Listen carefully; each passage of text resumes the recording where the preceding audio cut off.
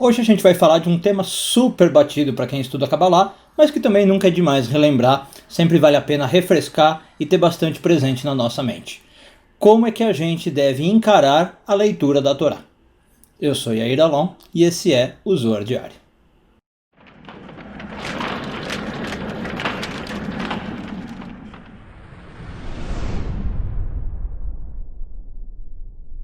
Essa semana encerramos a leitura da porção de Bealoterra, hoje focando nos parágrafos 57 e 58 do Zohar, quinto ano de leitura.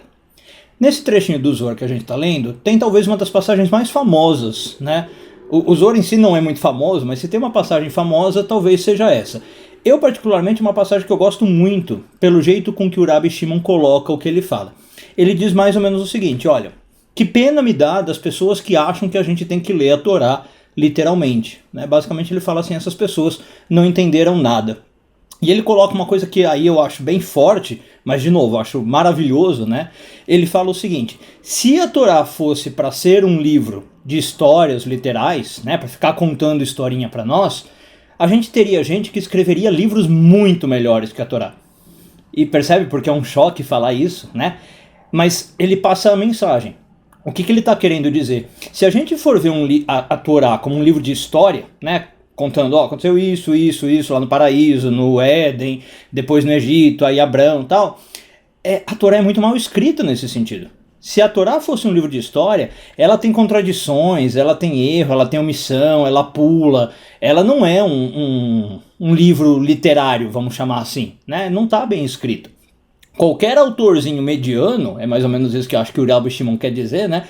Qualquer autorzinho mediano aí, dos mais normaizinhos, escreveria um livro muito melhor se fosse para contar uma historinha, né? Muito mais bonito, muito mais rebuscado.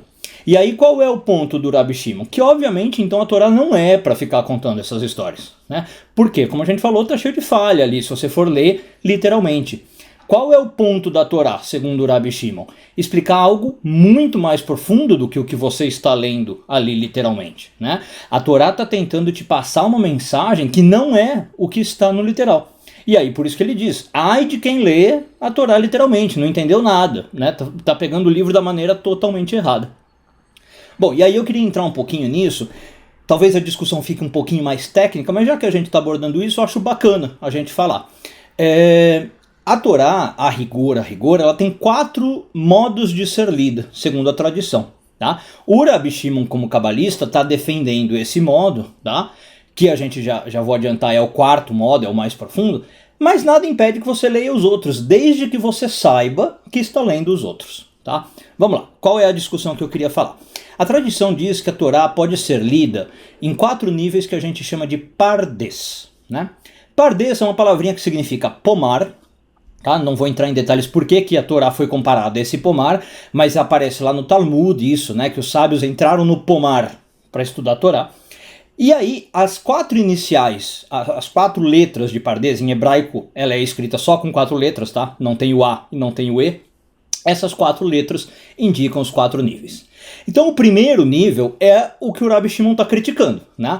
É o nível chamado Pshat, e que a gente poderia traduzir como literal. Então é você pegar o texto, ler o que está lá, entender literalmente, aceitar aquilo como o valor absoluto e pronto, e acabou, fecha o livro. Tá? Você aprendeu a historinha. E aí a gente tem 3 níveis mais.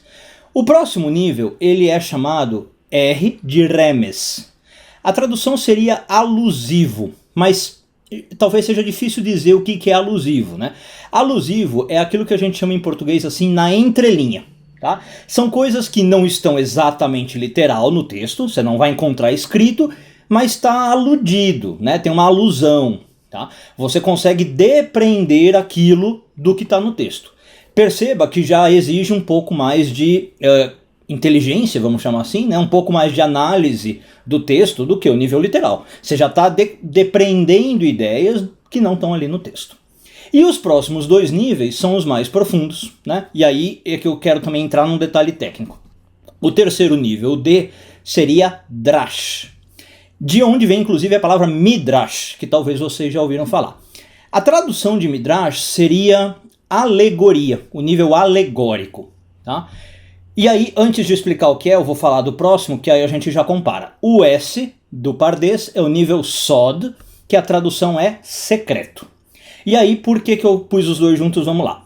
Existe uma diferença na literatura entre alegoria e simbolismo. Tá? E aí eu queria explicar isso, como eu falei. Desculpa se vai ficar técnico, mas já que a gente está na discussão, acho interessante saber. O que é alegoria e o que é o simbólico?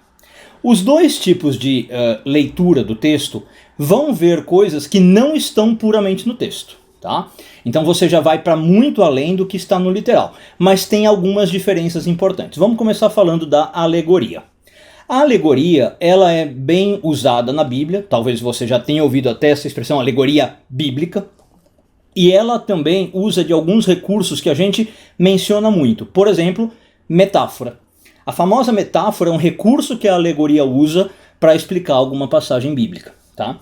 Outra coisa, a alegoria às vezes é chamada de parábola.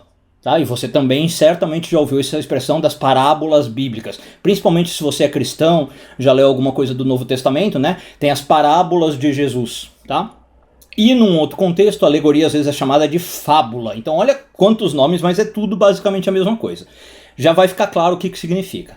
Enquanto o símbolo, né, que é o nível S, o sódio secreto, tem uma outra acepção.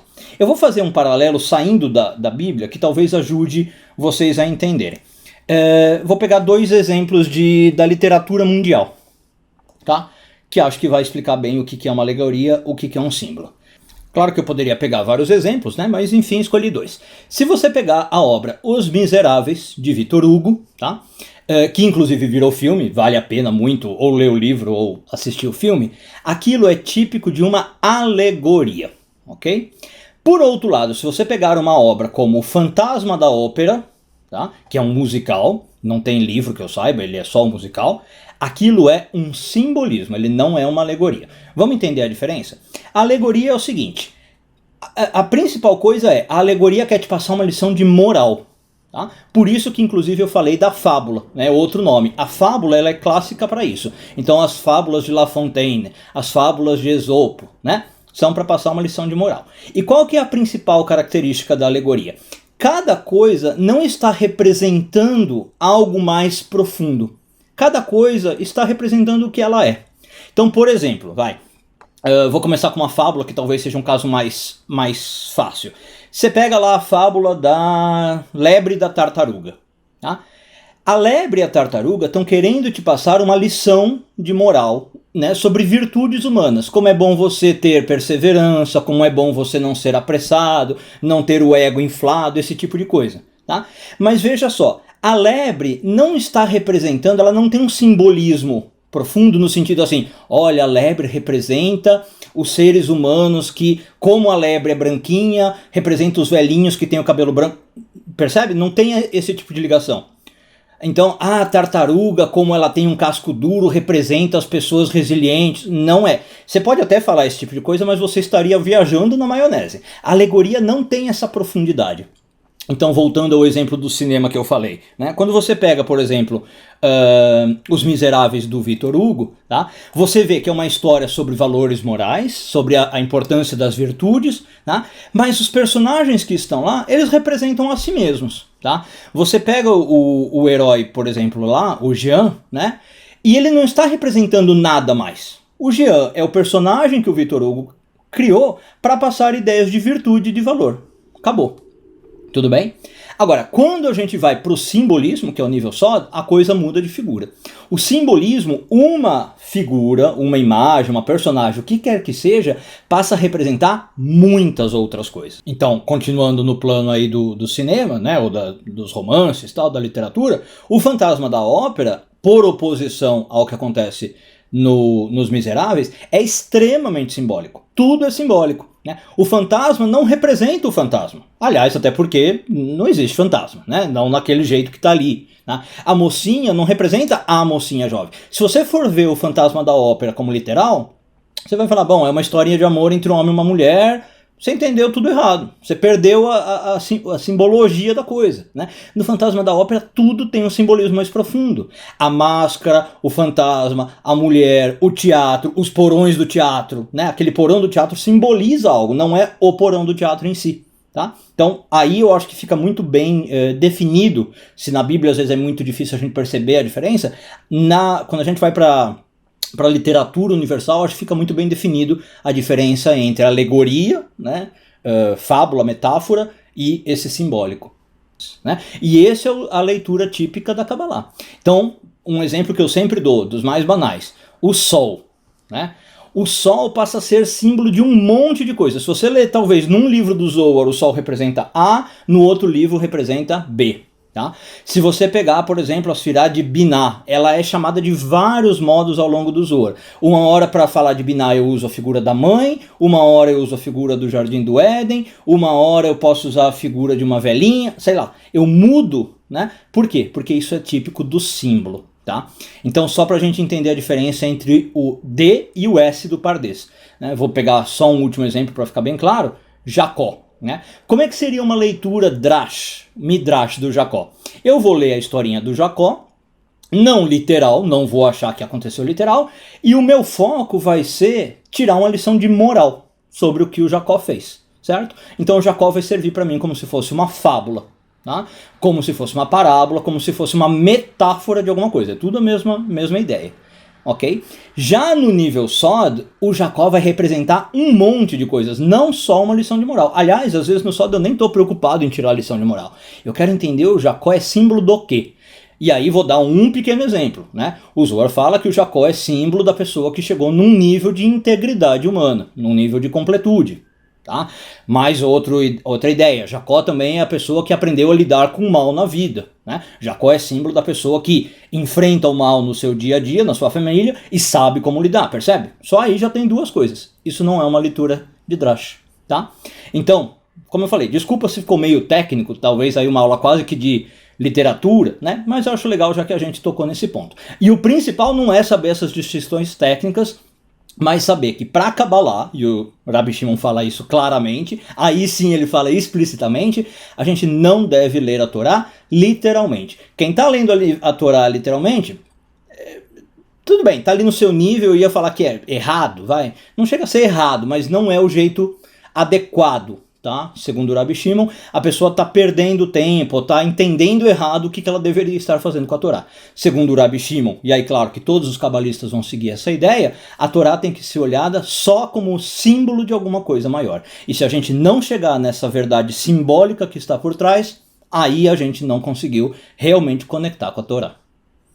Um bom dia a todos, Shabbat Shalom e tudo de bom.